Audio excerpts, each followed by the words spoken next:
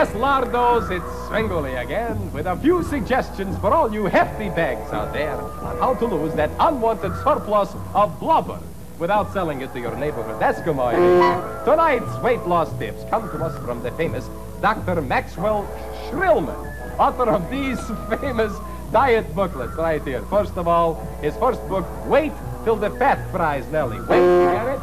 Like that, of course. His next hit, The Doctor's Quick Weight Loss Through Death. Do remember that? And his latest book, a combination mystery and diet book called I Lost My Lard at Scotland Yard. It's a heavy book. Now, here is the first of Dr. Shrillman's tips. When you feel the urge to overeat, he goes on, just repeat out loud over and over the following phrase. I'm not hungry, I'm not hungry, I'm not hungry. Now, I myself was tempted to try this method of dieting, but it didn't work. How come? Well, because I can't talk with my mouth full. That's how it didn't work. Okay, now, here is the very latest diet fad that's sweeping the nation, the Tarzan diet. It's called the Tarzan diet because each day for a week, you drink tiger's milk and you're guaranteed to lose 20 pounds. Wait a minute. How does tiger's milk help you lose 20 pounds? Well, you try taking it away from a tiger, you'll lose 20 pounds too. Okay. Here is tonight's final dieting hint from Dr. Shrillman. If you can lose 10 pounds each week, and then allow yourself to gain 2 pounds each weekend, in about 1 year, you'll disappear completely. Hey, that's not a bad idea. See you later.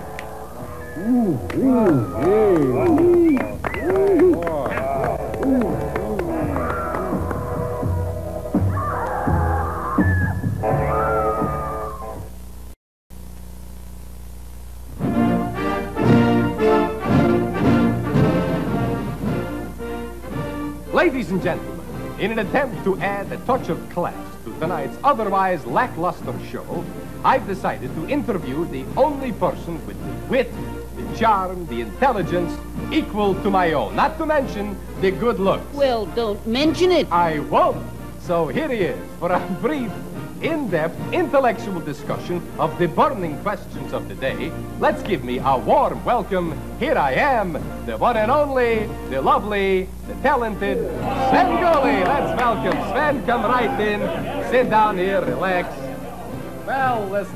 Thank you, really. I couldn't have said that better myself. Hey, you will. Listen, remember, I, the interviewer, and I, the interviewee. You know, Sven, may I call you Sven? Go ahead. Okay. I've always been a big fan of your singing. Tell me, exactly to what do you attribute your musical success? Would you tell me?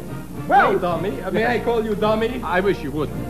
Fine. Well, dummy, I attribute my musical success to the millions of tone-deaf people all over America. Listen, Sven, as far as I'm concerned... How far is that? About a block and a half. You go down the street... Oh, listen, go ahead. You were about to say something nice about Yes, I think you're the greatest musical talent since Johnny Tillotson. When I found out you were going to be on the show, I was beside myself. Huh?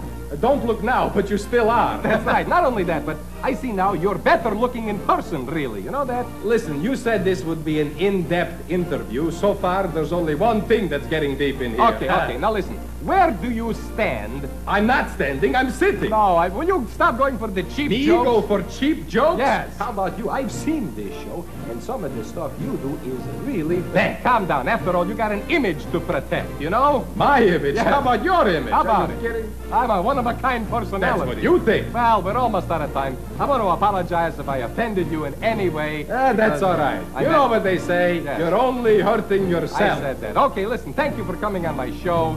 And I want to say... What do you mean, your show? It's my show. No, it's your show. Remember, I asked the question. Yeah? Well, I just want to say this. Listen, I don't want you to come into my program and look at my ribs chicken, sit on my yellow chair, and look at the broad chasing profession.